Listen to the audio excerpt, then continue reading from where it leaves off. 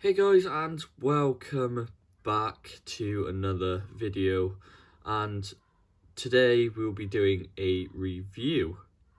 So today's review will be the Heljan Class 07, and as you can get a little sneak peek through the packaging clear plastic there, it is in BR Blue. So I've been wanting one of these locomotives for a while, and then I finally had paid off some of my pre-orders, so I was able to purchase this locomotive.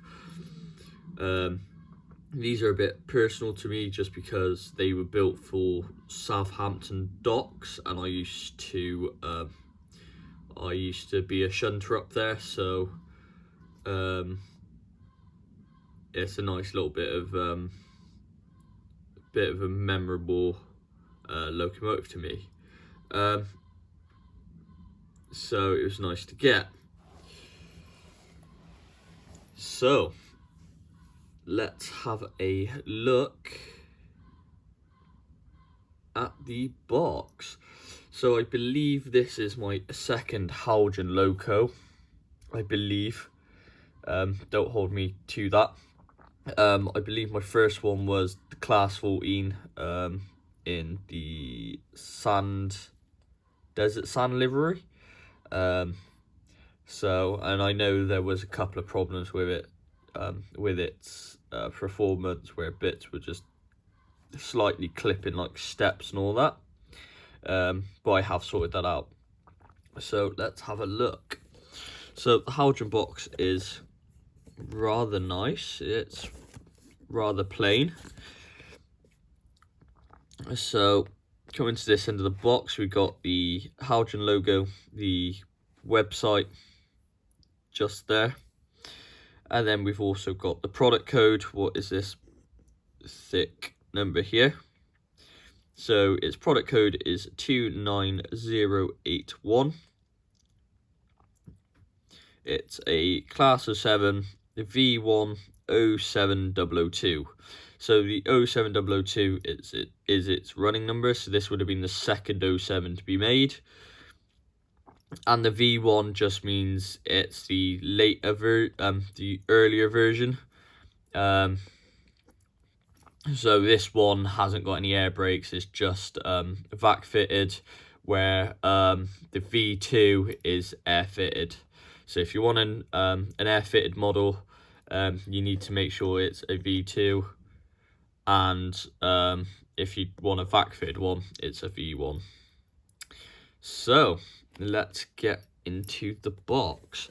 So it's a bit different to like the Hornby packaging. You've actually got like a little flat bit you got to lift up. So once you get that initial sleeve off, you really get to see it in what the model really looks like in person. There is some paperwork behind there I can see, so we'll have a look at that. So let's just slide her out very gently. Let's put her down for 2 seconds. Let's get into the gumph and have a look. Just move the box out of the way. So what do we have here?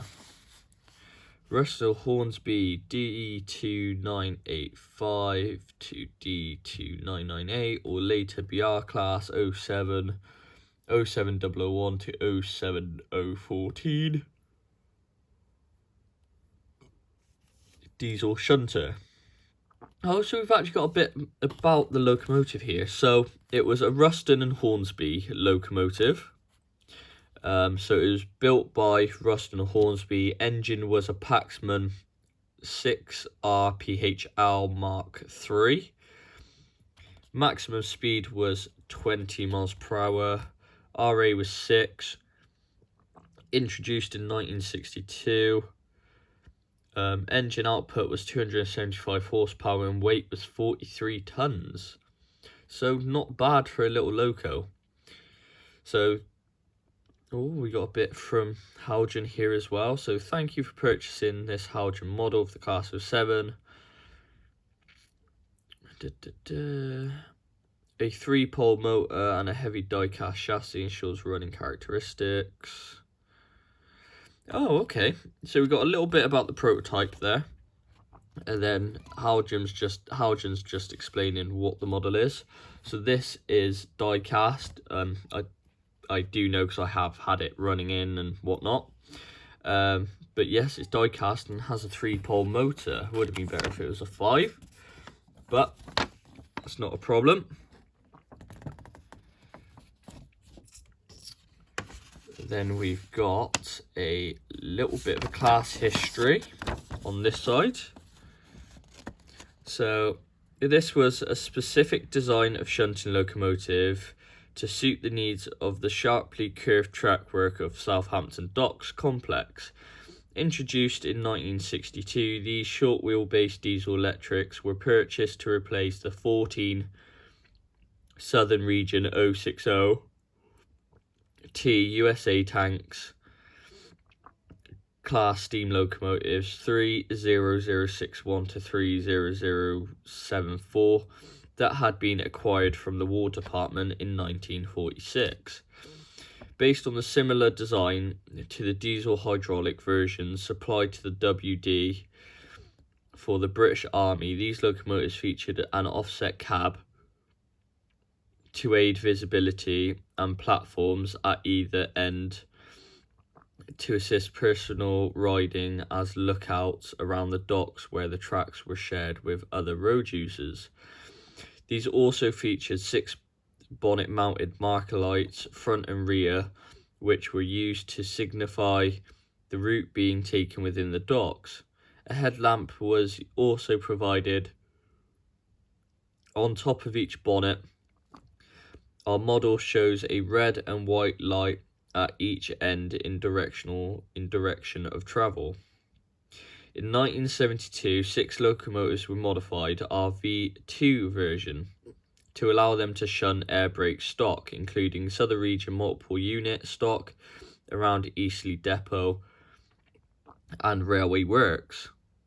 This involved the fitting of 2 cabinets on each side, housing the air compressor driven from the front of the Paxman power unit and an upright air receiver adjacent to the driving cab. There was also associated pipework between the 2 and high-level flexible air pipes on brackets on the right-hand side on each bonnet end. When the Southampton Docks Railway closed in 1977, most of the remaining locomotives were sold to private industry, with 7 securing their futures with preservationists. So there's a lovely little bit of history there. And then you've also got the body removal, where all the screws are located, how to fit the DCC. And then you've also got a parts list there, what is very, very nice. Right, let's put that to one side. So let's get her out of this little plastic sleeve.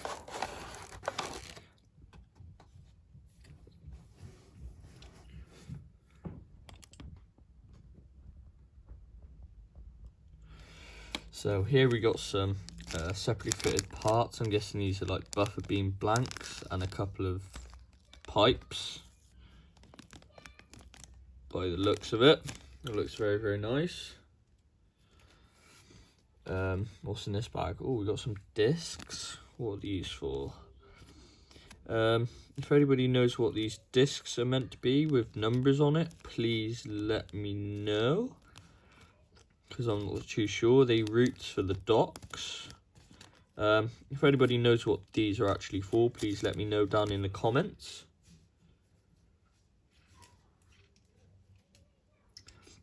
Right, let's get her out.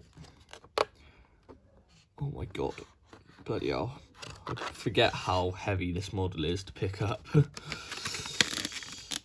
Right, let's move that to one side. Here she is out of the box, and she looks absolutely stunning. Absolutely superb model.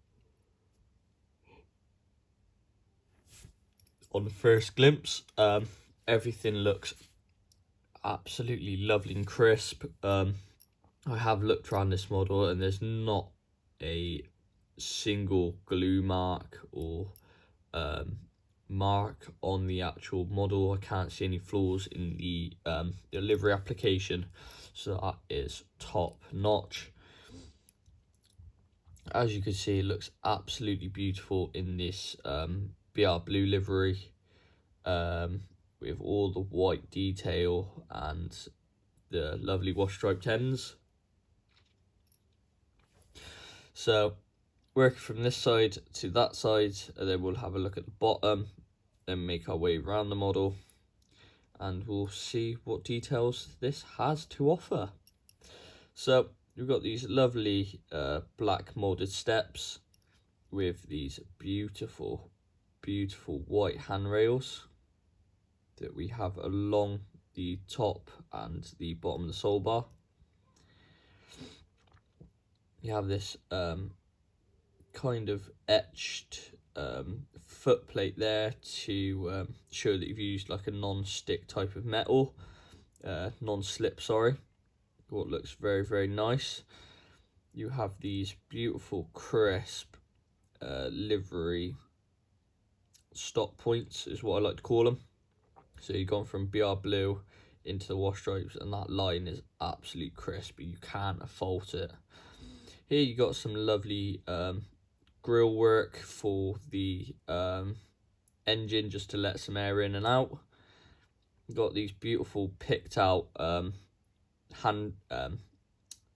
handles for the compartments in a lovely like stainless steel silver. Looks absolutely it just looks stunning when it's going around. You just get a little gleam of it. You got all these molded details on the engine bays. It all looks absolutely astonishing. Coming to the cab, we've got the crisp transfers.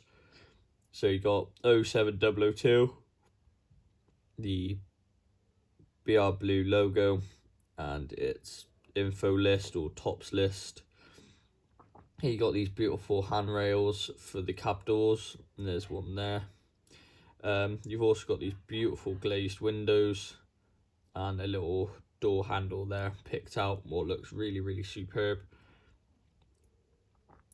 Here you got some more molded detail with the separately fitted handrails and the steps.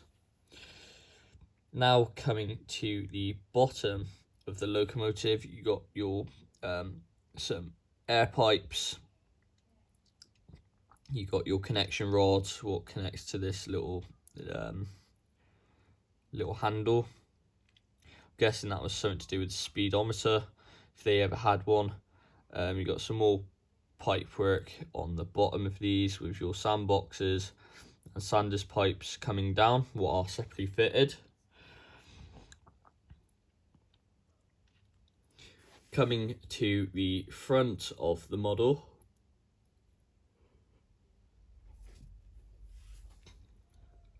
you can just see how well done this livery application is. Just zoom in for you guys. So you got this absolutely crisp wash striping effect with this beautiful etched grille in yellow. Looks absolutely astonishing.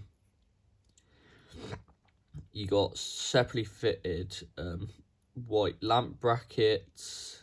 You got pipe work. You got this absolutely astonishing Ruston badge here. See if I get it a bit more focused to the camera, because that Ruston is Look at that rust and badge, absolutely astonishing. There's just so much amazing detail to this model. You have nice shiny sprung buffers there. Looks absolutely immaculate. Just look how soft those buffer beams are getting pushed in. So yes, you do have sprung buffers and a NEM coupling. You've also got a screw link coupling here that does get in the way sometimes with the NEM coupling. What is a shame, it's a shame they didn't have just some normal hooks in the bag that you could just put on if you wanted the NEM coupling. But you do get a screw link coupling there. Then you've got a couple of slits in the buffer beam, how it used to be. Some rivet work, and you've also got a vac pipe, what is very, very nice to see.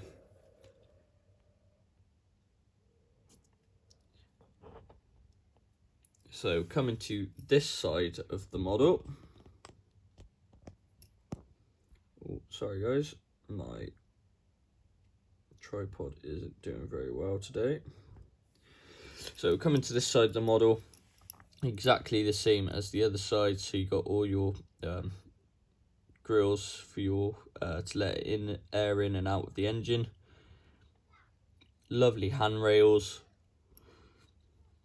Detail underneath your white pipe work and your rodding and whatnot.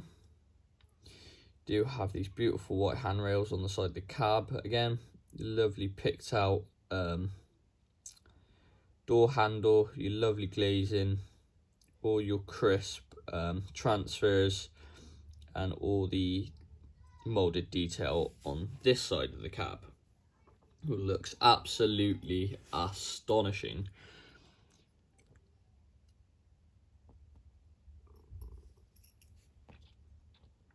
Coming around to this side, you can see it's a little bit different to the other end. This does not have a grill, this is just a solid end, and you can really see how crisp and even that line work, that wash striping is absolutely astonishing. You can also see you got your rust and badge again there, what looks superb, with your directional lighting and all your lamps and separately fitted lamp brackets. As you can see, you got your lovely sprung buffers and NEM coupling,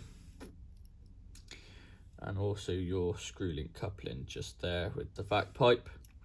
From this angle you can also see there are glazing all over the cab windows, and your lovely little small cab windows down nearer the floor. From this angle you can start to see some of the amount of detail that's already in that cab. Look at all those dials. There's 1, 2, 3, 4, 5, 6, 7 dials there. There's some levers either side, and it's just that detail, that attention to detail that just blows me away. You got separately fitted windscreen wipers there. So if I bring this model up to the camera, you should just be able to see the amount of detail that is in that cab. So you got some detail down there. Look at the amount of detail in that cab. Wow, absolutely astonishing. Then coming to the top of the model, we have a cone exhaust, your filler points for, I'm guessing one's water, one's fuel, I'm guessing.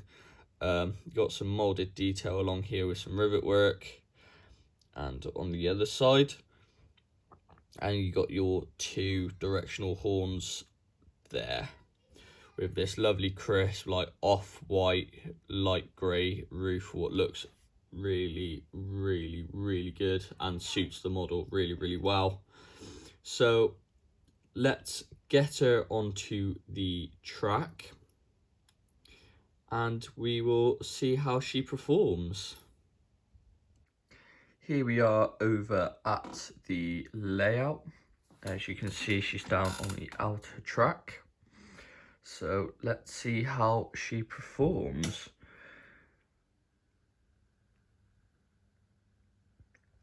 Oh wow, I forgot, I haven't ran this in a while, and it's just astonishing how slow that crawl is. Does it go any slower? Wow, look at that crawl, guys. It's so quiet and so smooth. Let's go the other way. Look at that crawl, guys. Wow.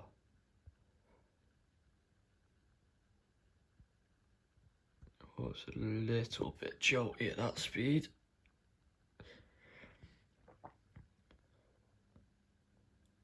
Look how smooth. Oh, she stopped on a bit of dirty track. Look how smooth that is, guys. You got your directional lighting, what looks astonishing. Let's bring her back. Wow.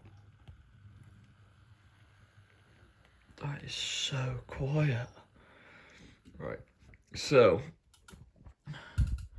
we had a couple of problems with couplings on the Class 14, that they were at the wrong height. So let's have a look and see if they're at the right height this time.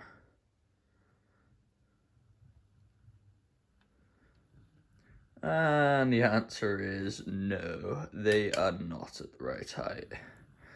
Alright, let's get this 07 onto the straight. Bring these wagons up to it. Look at the coupling height difference on that. Now, come on, Heljan, you could do better than this. The couplings need to be higher. Like, that is not even coupling. Right, it's gonna be, give it a hand job. There we go. Right, so as you can see, the coupling is letting this model down, but we'll get her going around the layout and we'll see how she runs. So she's got a lovely little mixed train here, some shock absorber wagons and some box vans. Nice little scene that you would have seen on the layout. Then also on the layout today we have another locomotive that used to be on the Southampton docks, the B4 class, with a little 3-plank LMS train. And that was a little sneak peek of another locomotive that I need to review. And then you've also got the rocket in the background there. So I'll get a couple of shots of these running around and I'll be back in a couple of minutes.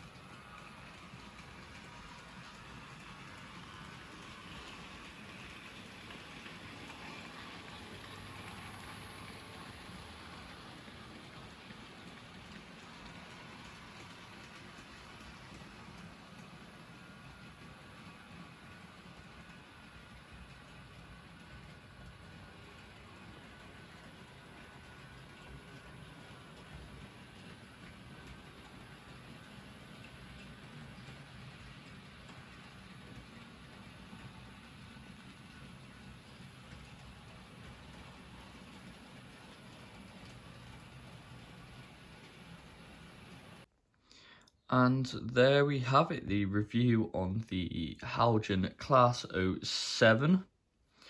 And what an absolute astonishing model this is. It's so quiet, so smooth. The only thing it lets it down with this model is that coupling's at the wrong height.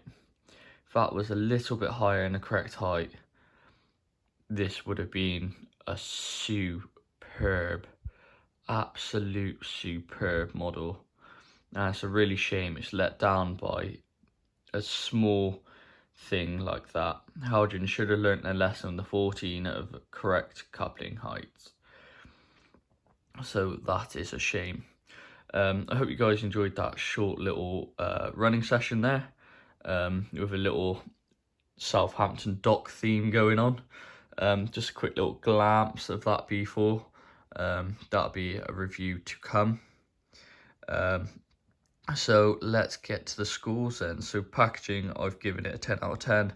It's a very, very nice packaging, and it protects the model very, very well.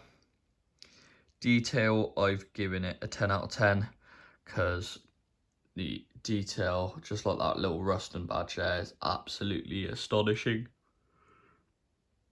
Performance, I've given it a 9 out of 10. I couldn't give it the perfect 10 out of 10 because of that NEM coupling being at the wrong height. Accessories, I've given it a 10 out of 10. But it would have been nice to have Heljan to wrote down what they were for in the instruction book. And value for money, I've given this a 10 out of 10. So I paid £118 for this from Hatton's. I believe it was Hatton's, yes, £118. And for value for money, I would recommend it, but that coupling does let it down a little bit. The weight of this model, I've got it wrote down.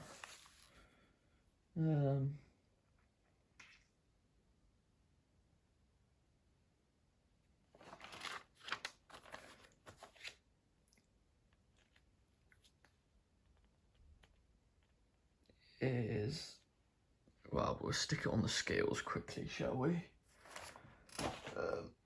So use my trusty little scales. Come on, turn on. See how much this weighs. 115 grams. 115 grams this model weighs, guys. So that is, it's got a lot of pulling force there. So I hope you guys enjoyed this video. Please like, subscribe and comment, and the overall score for this model is a 9.5. I hope you guys enjoyed this video. Don't forget to smash the like button. Give this video a thumbs up if you enjoyed it, and please subscribe to the channel if you haven't. I have noticed that only half of my viewers do, so please go and hit that subscribe button and turn on the notification bell so you are alerted for whenever I live stream or upload. So I hope you guys have enjoyed this video. Stay tuned for new arrivals, and I'll see you guys in the next one.